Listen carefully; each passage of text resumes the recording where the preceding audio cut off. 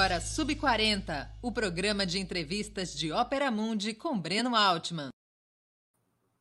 Boa noite a todos e a todas. Hoje é 19 de agosto de 2021.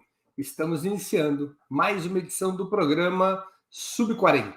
Nosso propósito é entrevistar convidados e convidadas que representam uma nova geração de lutadores, pensadores e realizadores.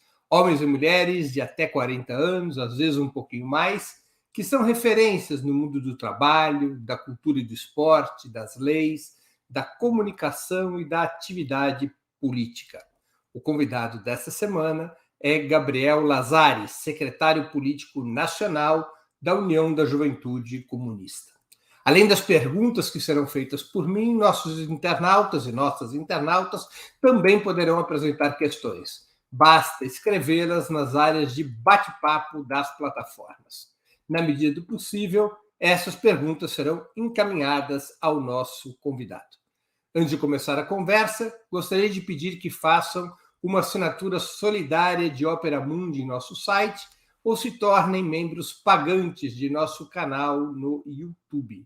A imprensa independente precisa da tua ajuda para se sustentar e se desenvolver. Também peço que curtam e compartilhem esse vídeo, além de ativarem o sininho do canal. São ações simples que ampliam nossa audiência e nossa receita publicitária. Boa noite, Gabriel. Uma honra tê-lo aqui conosco nessa noite. Boa noite, Breno. Boa noite quem está assistindo a gente aí. É um prazer meu estar aqui nesse programa. Gabriel, vamos começar pelo começo, né? Aqui a gente começa sempre pelo começo. Quando e onde você nasceu? Eu sou nascido em São Paulo, capital. Sou de junho de 1993. Fiz 28 anos há pouco. Por quais caminhos que você andou desde a tua família e infância até encontrar o comunismo, quando o comunismo já era tido por muitos como peça de museu? Pois é, então, Breno, eu venho de uma família com pouca intervenção política em geral, né? Apesar da minha mãe ter tido uma atuação política forte, minha mãe é professora da prefeitura, aliás, um beijo para minha mãe, se ela estiver me vendo, professora da prefeitura aqui de São Paulo, foi representante sindical e tudo mais, mas uma família progressista, assim. E aí, talvez a cara denuncie um pouco, mas a família do meu pai, a gente é de origem árabe, né? Nós somos de família síria. Então tem algo de um sentimento internacionalista que também veio aí por meio do meu pai, assim, né? No mínimo, essa parte da minha família é anti-americana. E aí isso, né, foi caminhando, fui descobrindo coisas e tudo mais. E aí, com o passar dos anos aí, a gente vai sabendo distinguir entre posições diversas. Quando foi para, em 2014, teve aí uma eleição apurada, né? Uma eleição complexa. E aí, logo depois dessa eleição, eu decidi que eu tinha que participar ativamente da política, né? Já estava com as ideias... da eleição presidencial de 2014. A eleição presidencial, Dilma versus Aécio. E aí, depois dela, me dei conta de que era preciso agir na política, não só de 2 em 2 anos, na urna, mas no dia a dia, junto com a classe. E aí eu ingressei na fileira da União da Juventude Comunista. Ô, Gabriel, tua mãe era professora e teu pai? Meu pai é analista de sistema, é professora. Ainda não aposentou, tá quase. Meu pai é analista de sistemas, mas ele trabalhou também muito tempo em banco, né? Por conta disso, por conta de programação, sistema e tudo mais. Então também tem, assim, uma verve progressista, um carinho pelo sindicato dos bancários, aquela coisa, né? Então, é um pouco esse o caminho aí nosso. Mas dele veio essa consciência internacionalista. Posso depois até te mandar, para o pessoal quiser ver. Tem um vídeo meu com 10 anos, eu fui entrevistado na Rede Globo, e aí perguntam para mim na escola, mas o que você acha, né, o povo, sobre a guerra do Iraque, né, 2003. E aí eu falo, olha, eu acho que o Bush está atacando o Iraque para pegar os postos de petróleo mesmo, né? Então, tem algo de, no mínimo, na época, um nacionalismo pan-árabe aí, né? Uma coisa do tipo. Ô, Gabriel, vem cá, você fez escola pública ou escola privada? Eu fiz escola privada durante uma boa parte da minha vida, principalmente porque minha mãe era professora de escola privada, eu tinha bolsa, né? Fui bolsista. Mas aí o meu ensino médio era uma escola pequena aqui na Zona Sul de São Paulo, onde minha mãe dava aula, uma escola da comunidade alemã, inclusive, o que me fez poder também estudar alemão. Não que isso tenha impacto eu ler o Karl Marx, né? Mas e aí no meu ensino médio, eu passei uma experiência alemão? muito... Eu arranho. Depois eu estudei letras na USP, eu também estudei alemão, né? Então eu arranho um pouco. Mas eu passei meu ensino médio também numa coisa meio peculiar, porque eu fiz 3 anos da Escola Preparatória de Cadetes do Ar, que é o ensino médio da Força Aérea, né? Que as pessoas depois vão fazer o curso para virar oficial aviador. Eu fui para lá porque eu não tinha como ter um ensino médio bom sem pagar, minha mãe não tinha como pagar, então são 3 anos de uma escola pública, mas bem particular, né? Assim, bem específica. Essa escola é em São José? É em Barbacena. Em Barbacena. Em Minas Gerais. Minas Gerais. Isso. Passei 3 anos lá em regime de semi-internato. Boa escola? Politicamente, tão complicada quanto os nossos militares, mas do ponto de vista do conteúdo, bem forte. Quer dizer, lá naquela... A diferença dos militares, né? Você só foi ter contato maior com a política, com a esquerda, já na universidade, então. Não foi nessa escola de pilotos de Barbacena. Não, mas ao mesmo tempo, né, Breno, eu estava lá, eu estudei lá de 2009 a 2011, então também foi a primeira eleição da Dilma, né, era um clima, mesmo nas Forças Armadas na época, por incrível que pareça, especialmente na Força Aérea, se falava muito sobre a renovação da frota, a compra dos aviões Saab, né, então tinha algo da política, pelo menos o que dizia respeito às Forças Armadas, que ressoava na nossa orelha lá. E eu tive sorte de ter professores muito progressistas lá também. Os professores lá são civis, da mesma carreira do Instituto Federal, né? Então, tive esse contato lá, assim, mas política organizada só na universidade mesmo. Você chegou a pensar em virar soldado da aeronáutica? Não, absolutamente. Aí você veio fazer universidade em São Paulo. Isso. Aí saí de lá, entrei na Letras da USP e fiz o curso, uma boa parte do curso de alemão, mas acabei me formando só em língua portuguesa, que é inclusive o que eu dou aula hoje, né? Eu sou professor aqui em São Paulo da rede privada. E você teve contato com a militância de esquerda, então, pela primeira vez, de uma maneira organizada, na universidade? Isso. Eu entrei em 2012 na USP. E a gente estava... Quando eu entrei, ainda estávamos no meio de uma greve, né? A greve de 2011, teve aquela invasão da PM e tudo mais. Então, estava um clima bem politizado. Eu logo comecei a me envolver. Mas também por questões de trabalho, né? Eu trabalhei desde o primeiro ano de faculdade. Então, aquela dinâmica, né? Às vezes mais de classe média que tem o movimento estudantil, eu estava um pouco afastado dela. E aí, mais para o final, né? Por conta dos acontecimentos políticos nacionais, que eu fui buscar, né? Então, eu fui estudar a linha política das organizações, frequentei cursos de diversas correntes e tudo mais, e aí fiz uma escolha, assim, relativamente consciente da diversidade política que havia. Em 2014, né? Você tinha votado na Dilma? No segundo turno. E no primeiro? Votei no PSOL. Quem era o candidato do PSOL em 2014? Luciana Genro. Luciana Genro, tá certo. Que, com todo respeito ao mês, não votaria nela de novo. E você opta pela UJC por quê? Por algumas coisas, eu acho, né? Tive, nesse ano 2014 e 15, um processo de estudo mesmo, eu fui atrás de estudar os clássicos do marxismo, fui atrás de entender mais do que era uma política revolucionária, né? É nesse momento também que eu paro de me dizer socialista em abstrato e percebo que eu sou um comunista, né? Que eu defendo a revolução socialista para o país, que eu tenho um apreço, uma reivindicação pelas experiências socialistas que houve e que há no mundo, né? Então, e o vínculo internacionalista, que esse é de criança, né? Então, também quem eu achei que tinha essa linha mais consequente, né? Tanto a questão palestina, questão do Oriente Médio, mas também a questão cubana, enfim, questão colombiana, que na época estava muito em debate, né? E a questão síria, não tem como a gente fica com o pezinho no sangue, né? E estava bem naquele momento em que começam as agressões mais fortes, né? De 2011, 2014 ali, então muitos documentos que o PCB soltou na época, eu tinha muito acordo e tudo mais, e entrei na juventude porque eu estava no movimento estudantil, né? Então, esse é o caminho meio natural. Agora me conta uma coisa, o que é a União da Juventude Comunista? Uma organização autônoma ou um braço juvenil do PCB? A União da Juventude Comunista é a juventude do Partido Comunista Brasileiro. É assim que ela se define.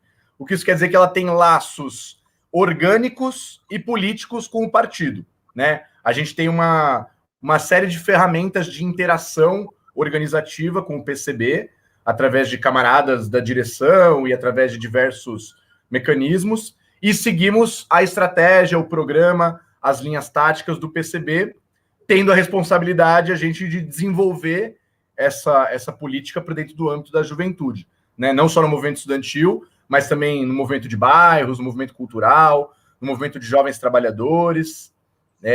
Em resumo, é isso, né? Agora, como que vocês se organizam? É muito parecido com o partido. Para aqueles que têm conhecimento de como funciona um partido, né? A gente tem um órgão de direção nacional, temos órgãos de direções locais, temos a prática do centralismo democrático, né? Esse método de organização interno, e temos nossos núcleos de base, né? Que são os locais onde os camaradas atuam aí no dia a dia do movimento, a luta de classes. É um pouco nesse sentido, né? Gabriel, nas manifestações contra o Bolsonaro, desde maio, chama atenção a presença de blocos organizados do PCB e da UJC. Vocês acreditam que estão ganhando maior apoio junto à juventude? Ou como escrevemos no título da entrevista de hoje, o comunismo ainda encanta os jovens? Não, eu acho que cada vez mais, Breno. Assim, eu acho que a gente pode analisar tanto aspectos mais assim, conjunturais, de por que nessa retomada das ruas a gente teve uma presença tão significativa, né? Mas eu acho que tem algo de uma geração nova que, ao mesmo tempo que não cai mais no engodo do social-liberalismo, por assim dizer, né? Ou seja, não, dá para a gente fazer uma democracia com inclusão social, olha para o passado e busca os caminhos travados por essa mesma ideia guia, né? E aí o comunismo, né? A ideia comunista, as práticas desde o século XIX, mas principalmente no século XX, chamam a atenção pelo seu sucesso, em larga medida, apesar da sua, em certa medida, derrota no final dos anos 80 e começo dos 90, né? Então, eu acho que também é um reencontro com a história, que, não querendo criticar aí, né, a sua geração um pouco mais experimentada que a minha, mas que eu acho que sofreu turbulências ideológicas maiores, quem passou pelos anos 90 já tendo idade, né, para participar da política. Então, eu acho que tem um reencontro, né, um novo mundo tem se aberto, principalmente por causa do impacto da crise, né, a crise internacional do capitalismo que a gente vive desde 2008, mas também por esforços ativos, né, de militantes que têm buscado trazer de novo essa história, né, fazer um acerto de contas com o século XX, não o acerto de contas que os liberais querem fazer, né, que acabou a história, que tudo que houve era uma loucura totalitária, mas que, na verdade, existe muito de atual ainda no comunismo, na ideia da revolução socialista, na ideia do poder popular, né? Então, eu diria que no longo prazo, é isso que tem demonstrado o crescimento. Só para citar, não vou citar números para não levar bronca aqui da minha camaradagem, mas desde que eu entrei na UJC aqui em São Paulo, até o final de semana agora, que eu conversei com os camaradas, a gente tinha crescido 13 vezes em 6 anos, numericamente, né? Então, me parece que o comunismo cresce, né? Depende, é um número relativo, né? Se era uma pessoa, agora são 13, cresceu 13 vezes. Se é 100 e virou 1.300, já é algo expressivo. Se eram 1.000 e viraram 13 mil, então, aí é um crescimento bacana. Vem cá, quais são as atividades principais da UJC? O que a UJC faz da vida? Como é que ela atua na sociedade? Então, a gente hoje desenvolve o que a gente chama de 3 frentes, né, de trabalho, de atuação. É a frente de movimento estudantil, então estamos dentro das universidades, das escolas, institutos federais, buscando organizar os instrumentos da luta estudantil, né, centros acadêmicos, grêmios, DCS, também as entidades nacionais do movimento estudantil, né? Nós temos diretoria na UNE, na UBS, na NPG. Da diretoria da UNE e da UBS. Participamos, estamos na oposição desde que retornamos em 2017. Né? A gente teve um período aí em que a gente avaliou que estava muito aparelhada, né? Que a UNE, de fato, estava servindo quase como um braço do governo federal, na época dos governos do PT, e aí a gente preferiu ir construir isso junto à base. 2017, com a virada da conjuntura, a gente também faz uma reavaliação tática e volta a ocupar cargos na diretoria dentro da oposição de esquerda, né? Então, isso, movimento estudantil, né, para falar, movimento estudantil. Estamos também numa frente de atuação que é de movimento de jovens trabalhadores, né? Então, buscando organizar setores aí da classe trabalhadora, né, do proletariado, que são majoritariamente juvenis, né? Trabalhadores do varejo, trabalhadores do telemarketing, trabalhadores desses setores que, inclusive, não têm um histórico sindical muito consolidado no país, né? E tem despontado para a luta, o caso dos entregadores de aplicativo, por exemplo, né? Então, e junto com isso, ainda nesse setor, organizar o movimento nos bairros, né? Então, vamos atrás dos bairros, das favelas, organizamos lá associações, organizamos as iniciativas de luta locais, pelas demandas locais, mas também buscando fazer a ponte com a luta política. E temos também nosso terceiro braço, que é da luta cultural, né? Então, organizando slams de hip hop, organizando coletivos culturais em diversos lugares, né? Criando grupos, ou impulsionando a criação de grupos de jovens que queiram fazer da arte, da cultura, uma ferramenta também de luta contra a hegemonia liberal, contra a ideologia capitalista.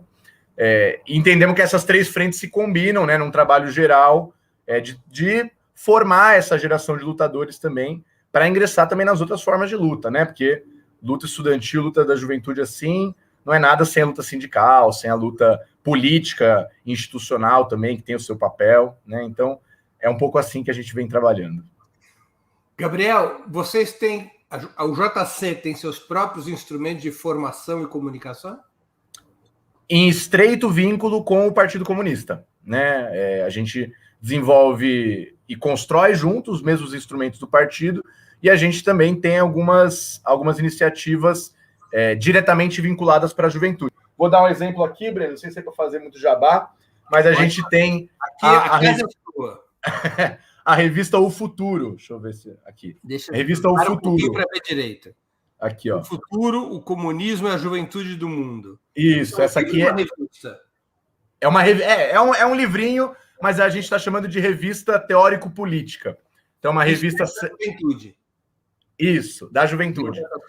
E aí a gente lançou o terceiro número agora, até se alguém quiser adquirir, é só entrar nas redes da UJC aí e perguntar, em que a gente tem recolhido contribuições, né, de militantes nossos para alguns debates que a gente tem tido como fundamentais. Então a gente falou já sobre as juventudes comunistas, como que é esse processo de organização de uma juventude revolucionária. Fizemos nosso segundo número sobre a crise do capitalismo e os impactos na juventude. E a terceira edição, que eu não tenho aqui, eu acho. Vocês não botaram o nome no texto de crise final do capitalismo, né? Porque desde que a JC foi criada nos anos 20, acho que já se falava em crise final do capitalismo, ele não acaba, né? Não, esse é um grande debate. Tá como crise do capitalismo e a juventude, para agradar gregos e troianos, né? Mais modesto.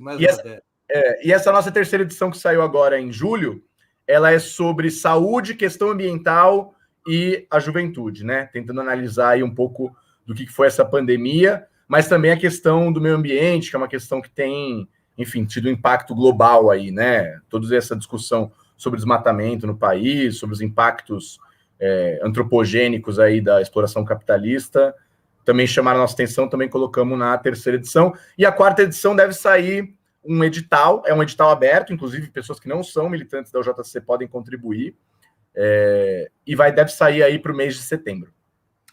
Gabriel, até que idade pode se inscrever no JC? 30 anos.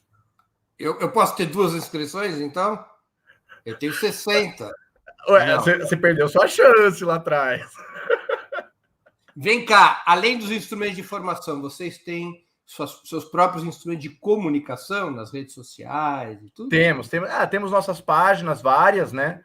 Em todas as redes sociais possíveis e imagináveis, a gente tem páginas nossas fazendo trabalho, desde páginas e instrumentos nacionais até páginas e instrumentos locais também, porque às vezes tem lutas locais em que as nossas bases, em que a gente está inserido, buscam referencial para aquelas lutas e também podem achar a gente. Temos nosso site também, que a gente alimenta não só com esses materiais mais dinâmicos, mas também com outros materiais, nossos documentos congressuais, nossos materiais de formação também, que é o jc.org.br. E é basicamente isso. Entendi. Agora, deixa eu perguntar uma coisa. O JC consegue se inserir também nas organizações esportivas e culturais da juventude? Você estava falando um pouco da frente cultural. Isso envolve também a frente esportiva? Como é que é essa atividade? Não, em vários lugares a gente tem conseguido, Breno. Sobretudo se a gente vai pegar assim, esse ascenso dessa cultura de periferia, essa cultura de contestação que tem surgido, né, em vários setores, não só nos grandes centros urbanos, mas em outros lugares, a gente vê que tem um espaço para a gente atuar, para a gente trabalhar junto com aquela galera e ajudando também a dar consequência e às vezes até um acúmulo teórico e político que essas manifestações culturais, por serem espontâneas, às vezes não adquirem sozinhas, né?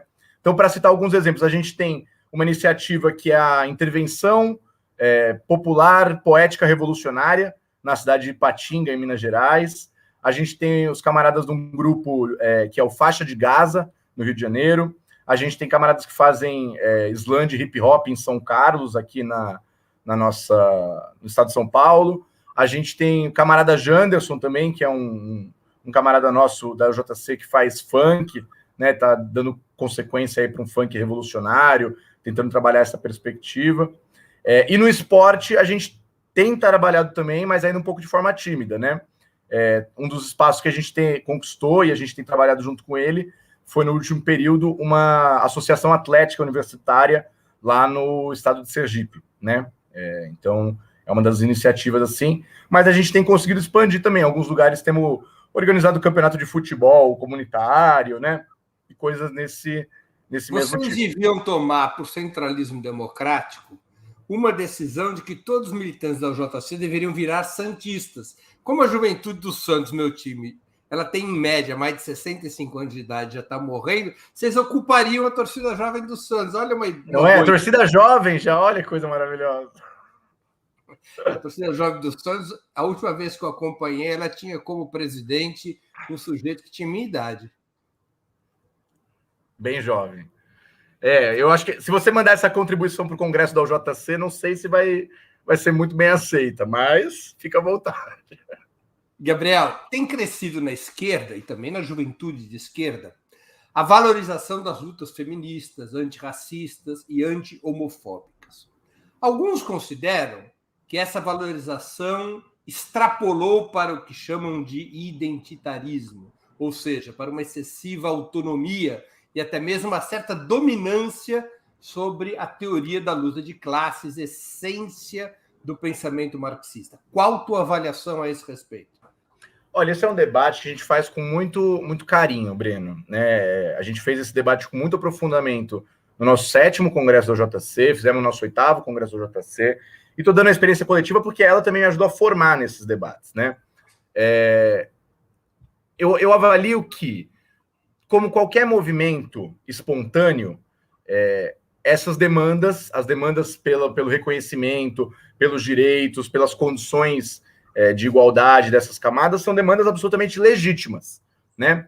Mas também, como qualquer movimento espontâneo, elas encontram seus limites quando elas não conseguem chegar numa perspectiva de totalidade junto com a teoria da luta de classes, com o marxismo, né? Então, todo o nosso esforço teórico, nosso esforço prático junto ao movimento no último período foi de tentar aglutinar e demonstrar como, na verdade, diversas das pautas que surgem dentro desses movimentos são pautas da classe trabalhadora, né? Em suas diversas particularidades, nas suas diversas experiências locais, né?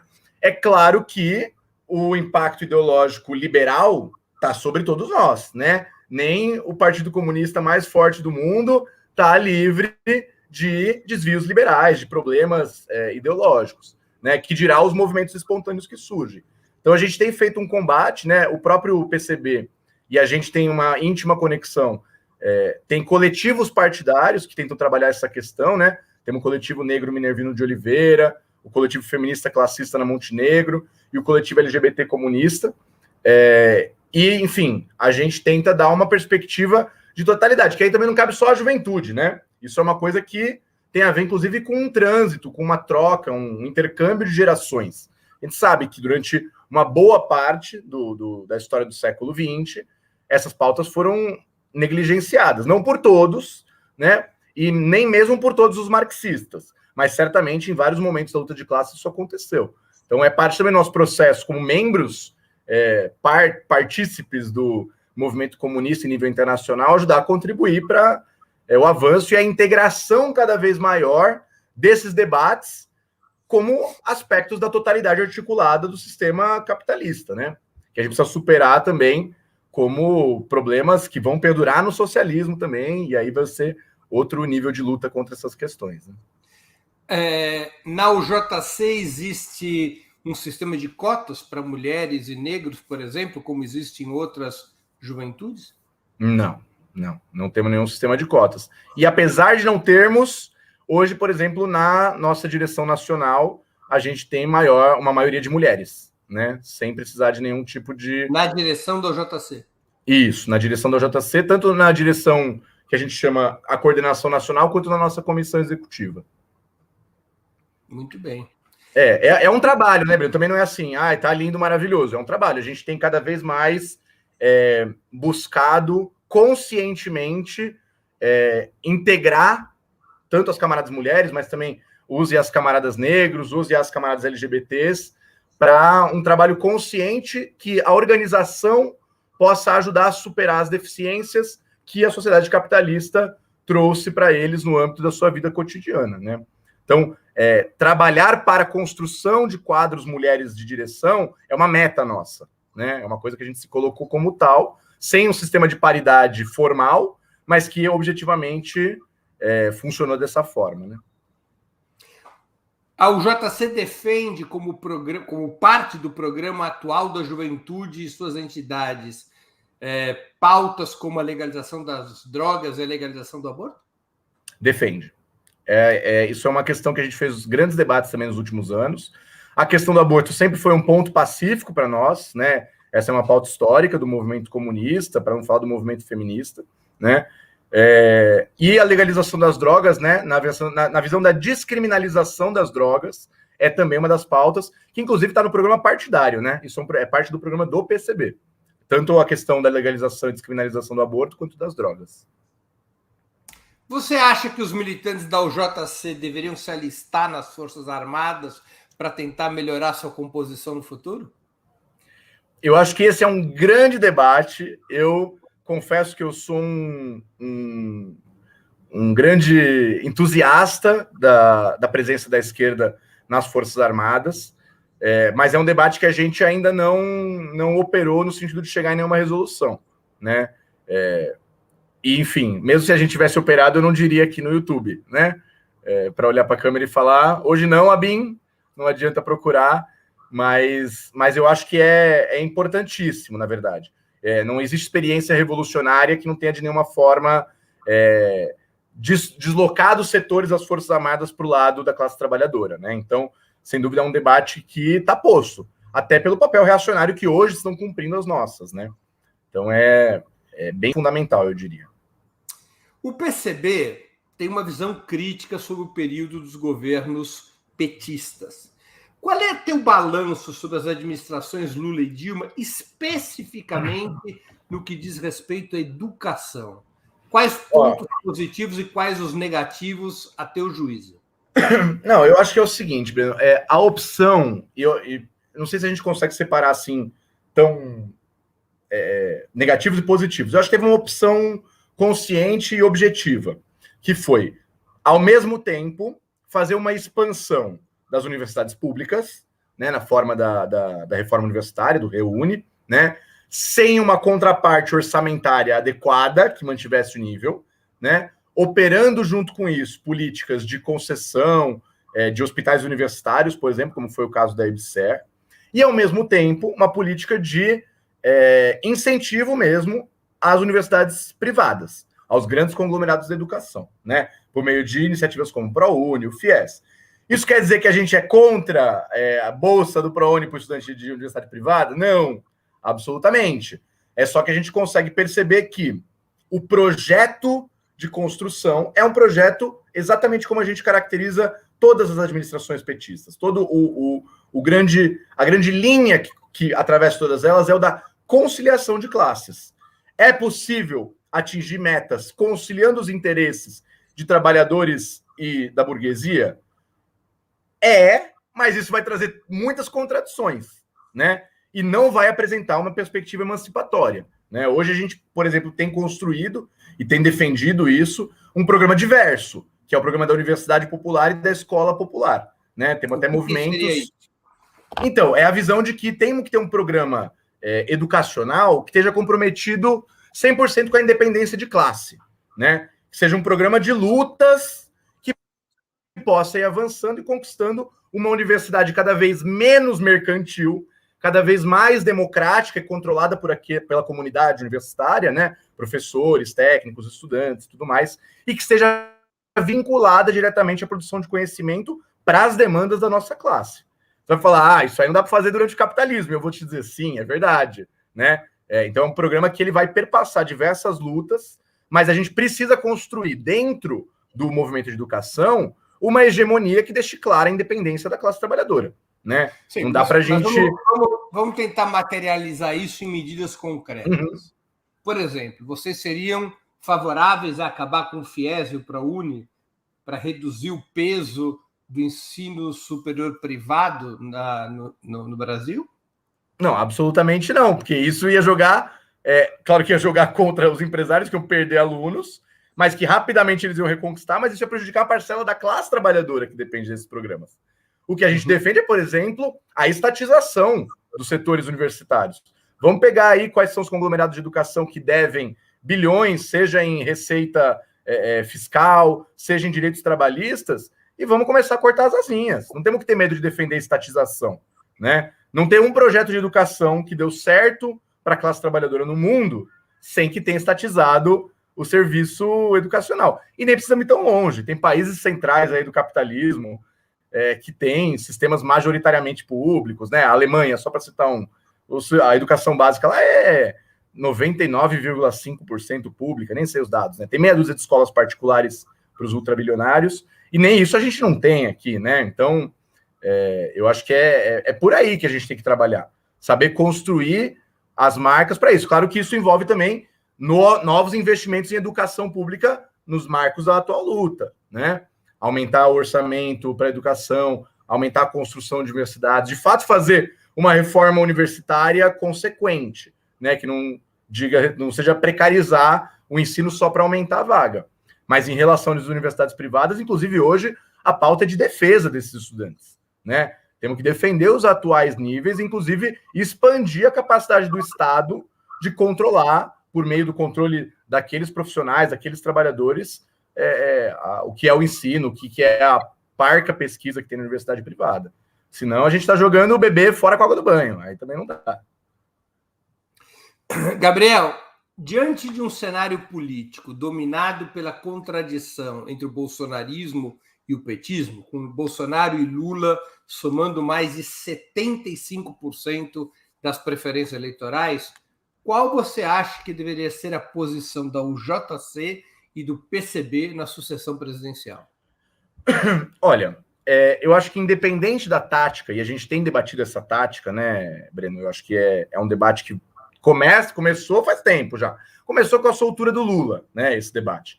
Mas ele segue, e ele, inclusive, nas diversas forças políticas, ele não está fechado, né? Muito do avançar da conjuntura vai dizer isso para a gente. Mas uma coisa é certa, a política dos comunistas, apoiando quem forem apoiar, tem que ser uma política que deixe clara a independência de classe, né? Se a gente for apoiar o Lula, como a gente apoiou em 2002, por exemplo, né? E não estou dizendo que a gente vai, é um debate que está sendo feito, certamente a gente vai precisar demarcar que o Lula não é a solução, né? Então, os comunistas, eles não dão nenhum tipo de apoio à conciliação de classes, né? Então, se um apoio no segundo turno for necessário, né, a gente também vai ter que construir isso aí no sentido de que precisamos derrotar também o Lula, essa que é a verdade, né? Não temos nenhuma ilusão de que o governo do Lula vai ser menos capitalista na gestão do Estado do que o governo Bolsonaro, né? Certamente as medidas que ele pode implementar são medidas de diminuição da exploração, mas não medidas de emancipação, né? Nosso projeto é muito claro, a revolução socialista. É preciso construir desde já as condições para superar a sociedade capitalista. Quem estiver gerindo ela, a gente derruba. Agora, Gabriel, você não acha que o PCB e o JC podem ter no Brasil as mesmas dificuldades que o Partido Comunista da Grã-Bretanha historicamente teve, tendo que competir, digamos assim, por influência na classe trabalhadora com um partido tão enraizado quanto o Partido Trabalhista, por décadas a fio, sem efetivamente conseguir uma influência importante, dadas as características do Partido Trabalhista britânico, que, aliás, são bastante semelhantes às do PT? Certamente, certamente. Mas se fosse fácil, não chamava Revolução Socialista, chamava ovo frito, né? É um processo difícil mesmo e a gente sabe que esse é o nosso desafio, né? No entanto, esse desafio não pode tirar da gente a visão de que as próprias condições materiais da sociedade brasileira apontam a possibilidade da gente construir uma ruptura revolucionária, né?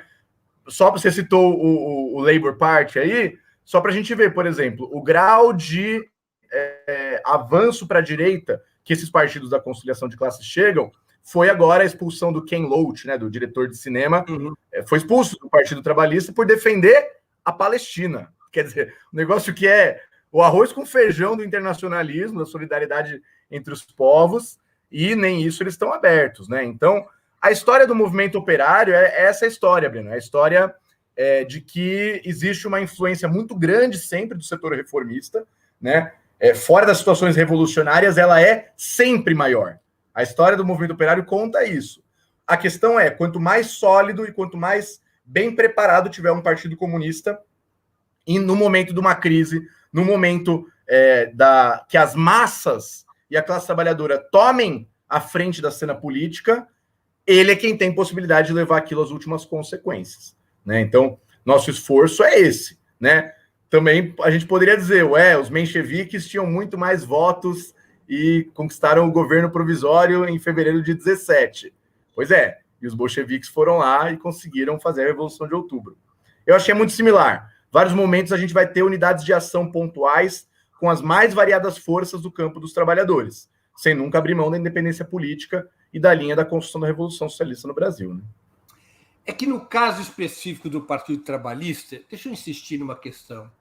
O Partido Trabalhista Britânico ele tem uma característica diferente dos outros partidos sociais-democratas, que é sua profunda ramificação no movimento sindical. No fundo, o Partido Trabalhista surgiu como uma expressão política do movimento sindical britânico. Até hoje, nas eleições internas do Partido Trabalhista, os sindicatos têm uma cota eleitoral. O PT não tem exatamente esse sistema, mas é muito próximo a isso, embora não seja formalizado. Isso fez com que, nas situações de crise política do Reino Unido, quando a crise do capitalismo no Reino Unido se aprofundou, o que ocorria o que ocorreu não foi o crescimento de partidos fora do Partido Trabalhista, como seria o caso do Partido Comunista da Grã-Bretanha, mas o crescimento de correntes, digamos, socialistas ou até revolucionárias dentro do Partido Trabalhista, como é o próprio caso do Ken Loach ou o caso do Corbyn, não é? Do Jeremy Corbyn, que é um internacionalista, um homem de esquerda. Até tive a oportunidade de entrevistá-lo recentemente. Isso não te gera preocupação? Claro, claro. Gera a preocupação de que a gente vai ter que trabalhar muito melhor do que a gente trabalha hoje e continuar trabalhando, né? Certamente é isso. A gente, né, recuperando o debate clássico, assim, recuperando o debate da tradição marxista, nada disso é muito novo, né? Na verdade, a gente está falando do grau de consciência espontânea e o grau de consciência avançado da classe trabalhadora, né? Necessariamente, né? Nada disso é mecânico. A gente está falando do marxismo, uma teoria que vê a realidade nas suas múltiplas determinações. É mecânico que no momento de crise a classe trabalhadora vira revolucionária? Não. E quem apostou nisso errou fragorosamente na história recente e passada do Brasil e do mundo.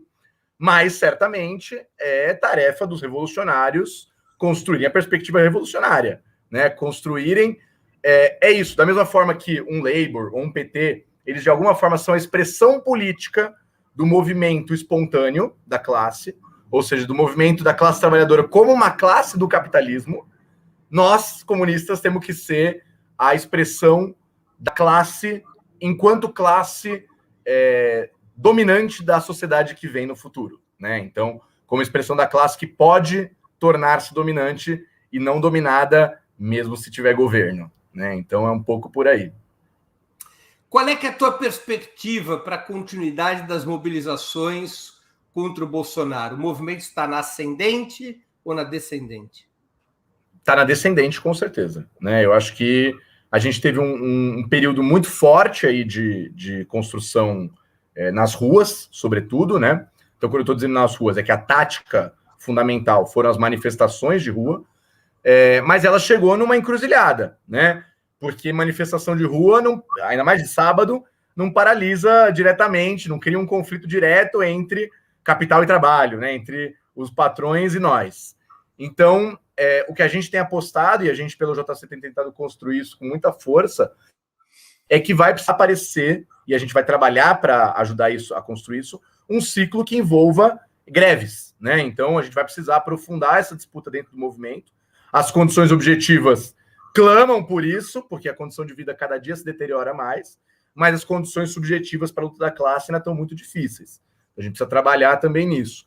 Mas a gente tem apontado cada vez a necessidade de construção de uma greve geral, né, para o país. Não vai conseguir o movimento dar um salto de qualidade, né, mudar de patamar e, inclusive, impor derrotas à classe dominante, sem que a gente consiga fazer um dia de paralisação. Como foi em 2017, né? A pauta da reforma da Previdência, se a gente faz o balanço retrospectivo hoje, ela ficou atrasada em 2 anos, porque a gente conseguiu fazer um dia de paralisação nacional em abril de 17, né? Um dia que paralisou, né, em números, foi a maior greve geral da história do país. Mas os sindicatos agora não estão muito fragilizados depois da reforma trabalhista? Certamente estão, e certamente essa luta que eu estou falando passa por um combate aberto, duro, né, sem tréguas contra o burocratismo sindical, né? Tanto as correntes à esquerda quanto as da direita, que estão hoje na burocracia sindical, estão desesperadas porque se acomodaram com o imposto sindical, com uma série de atrelamentos ao Estado que dava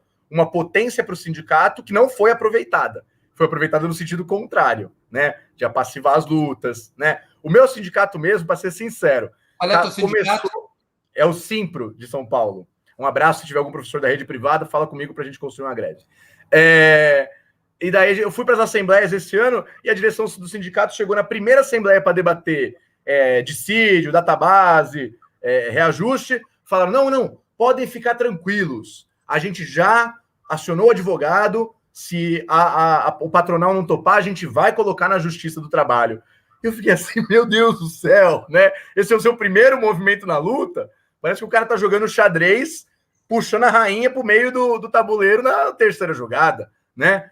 Vai perder, né? Então, eu acho que passa por isso. A gente vai precisar, né, ter um processo de reorganização da classe, que é uma tarefa a ser feita. Reorganização de organicidade mesmo, de trabalho cotidiano junto ao movimento sindical. Eu falo isso sempre meus camaradas, porque sem essa força, e eu tenho visto isso como um grande problema, na verdade, dos movimentos dos últimos anos, talvez um dos motivos pelos quais a gente não consiga sair da defensiva, é que, em que pese os setores da educação, estudantes e mesmo os trabalhadores da educação estarem mobilizados, os setores dos trabalhadores privados, da produção, não estão. Esse sindicalismo virou um sindicalismo cartorial, né? Para dizer no geral da coisa, né? Então, precisamos avançar nessa reconstrução, nessa reorganização, e o sindicato precisa parar de ser o lugar do advogado e da Justiça do Trabalho. Se for só isso, o último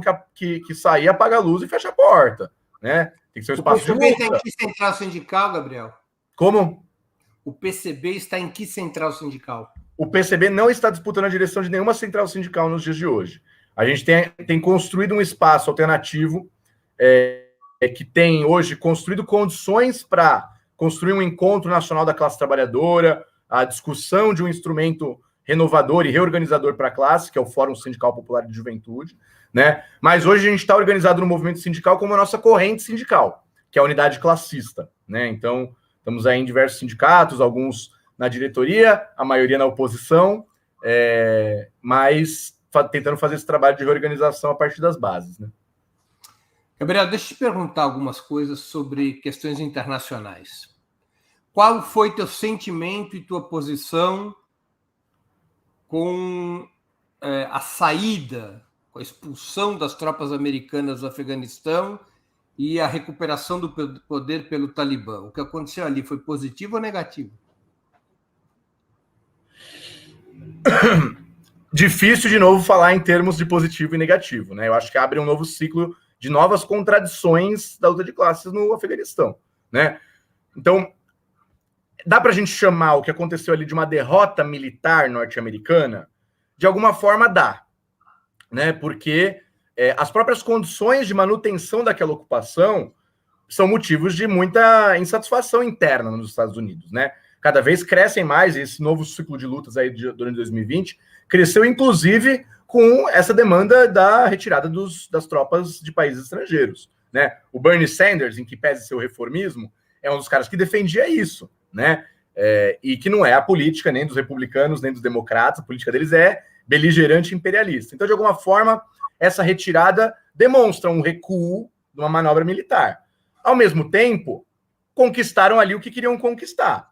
Mantiveram a hegemonia durante 20 anos, expandiu o mercado do ópio, né, que o Afeganistão é um produtor para boa parte da Europa e da Ásia, muito forte, né? Conseguiram um posto avançado ali, e agora o Talibã retoma, né? Que também não é nenhuma alternativa para os trabalhadores, né? Essa aqui é a verdade, né? O Talibã, ele é a segunda geração dos mujahidin, né? Nada mais é do que um movimento reacionário, né, com peso religioso, fundamentalista, mas também tem laços com o Paquistão, né? Não erra quem diz que como está dizendo o PCO, por exemplo, né? Vitória do povo afegão, o Talibã volta a governar. Não, absolutamente não, né?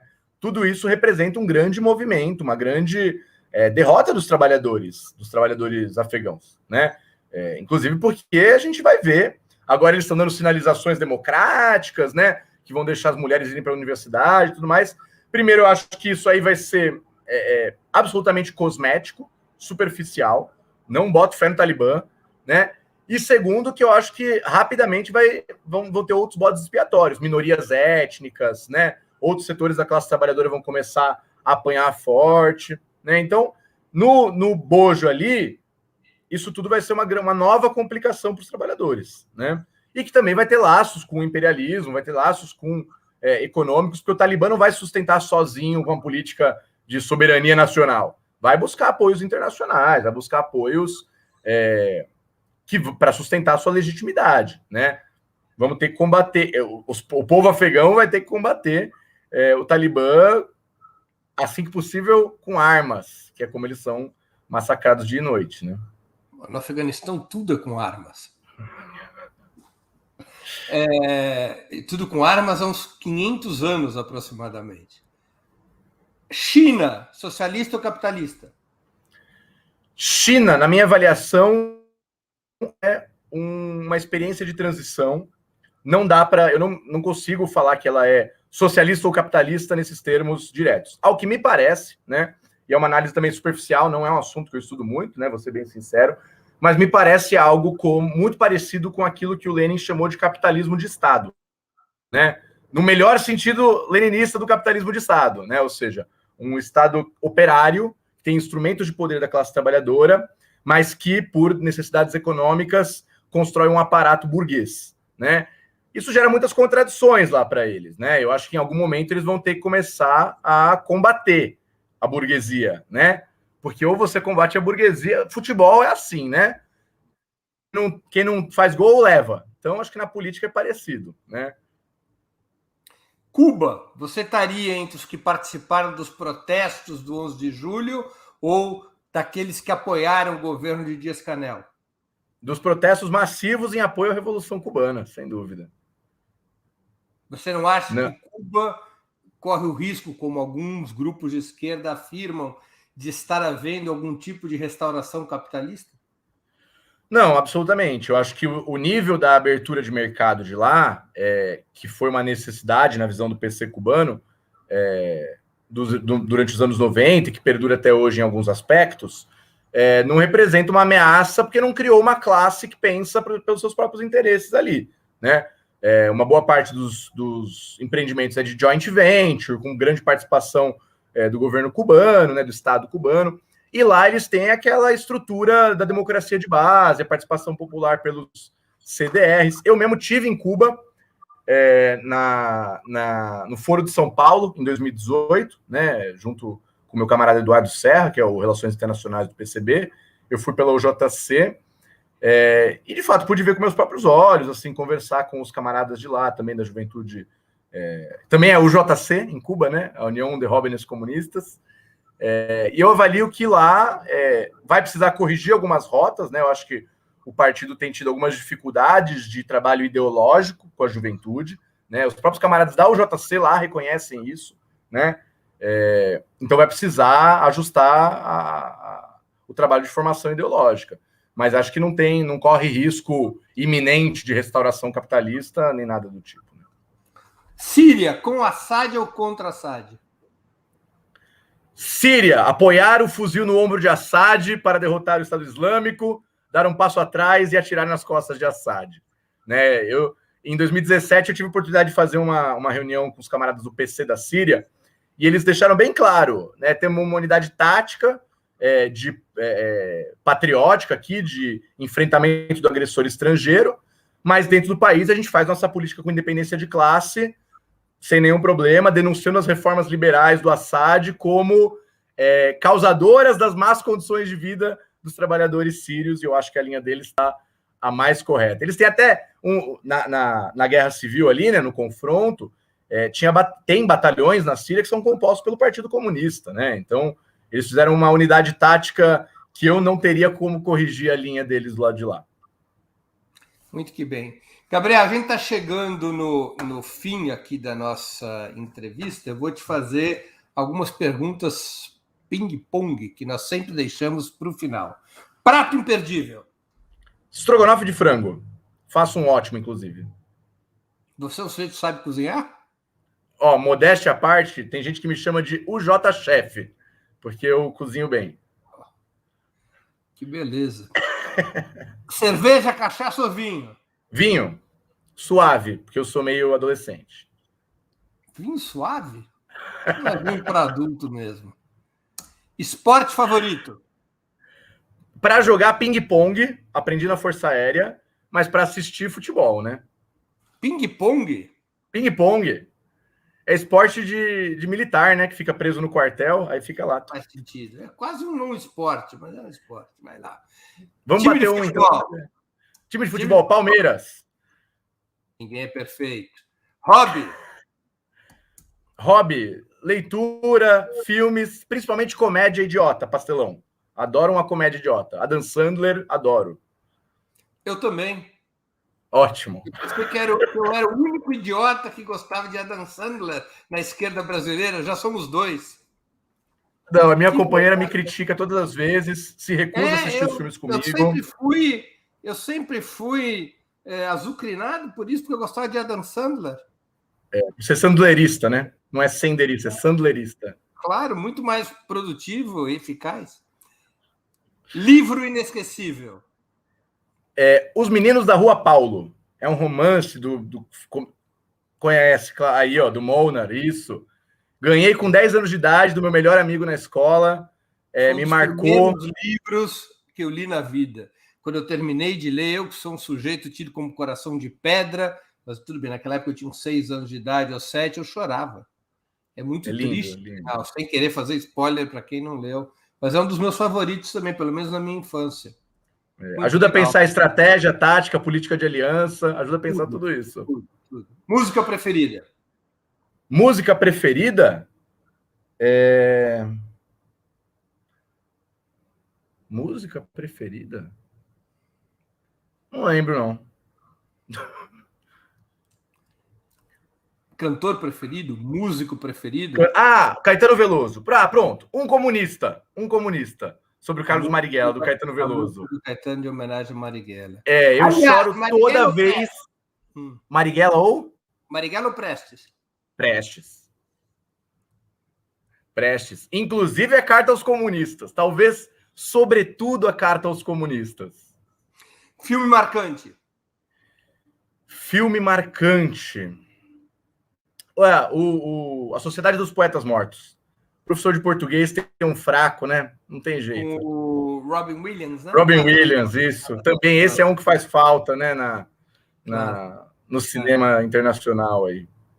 Ídolo político? Ídolo político? Lenin, sem dúvida. Tá aqui, ó. Sempre aqui, ó. O Leninho. Pronto. Tio Vlad. Evento histórico do qual gostaria de ter participado? Revolução Russa, com certeza. Com certeza. Emancipação dos povos. Tá certo. Gabriel, muito obrigado por teu tempo e por ter participado do Sub-40. Tenho certeza que nossos internautas e nossos internautas, além de terem aproveitado muito essa hora de conversa, se divertiram um bocado. Eu que agradeço o convite, estou à disposição. Quem quiser me seguir aí nas redes, esse aqui é meu arroba do Instagram, fiquem à vontade. E seguimos na luta, né? Porque não adianta vir falar aqui e não fazer nada. É isso aí. Obrigado, Gabriel. Valeu, Breno. Chega ao final mais uma edição do programa Sub-40. Hoje o nosso convidado foi Gabriel Lazzari, secretário político nacional da União da Juventude Comunista, a UJC. Queria agradecer a audiência, especialmente a todos que enviaram perguntas, pedindo desculpas por elas não terem sido lidas, em função da dinâmica do programa. Mais especialmente ainda, minha gratidão aos que contribuíram com o Superchat ou Super Sticker, aos que se tornaram membros pagantes do canal de Ópera Mundi no YouTube ou que fizeram uma assinatura solidária em nosso site. A próxima edição do Sub-40 será na quinta-feira que vem, dia 26 de agosto, às 20 horas. A convidada será a deputada comunista chilena Camila Vallejo, na primeira entrevista internacional do Sub-40. O tema: o Chile retoma o fio da história. Nossa conversa com a Camila será sobre a situação política do Chile, a Constituinte, a disputa presidencial prevista para novembro próximo. Até lá, boa noite e um grande abraço. Para assistir novamente esse programa, se inscreva no canal do Ópera Mundi no YouTube. Curta e compartilhe nossos vídeos, deixe seus comentários. O jornalismo de Ópera Mundi é mantido com o seu apoio. Faça uma assinatura solidária em www.operamundi.com.br. Com um pequeno valor mensal, você nos ajuda no desenvolvimento de um jornalismo independente e de qualidade. Obrigado pela audiência e até a próxima.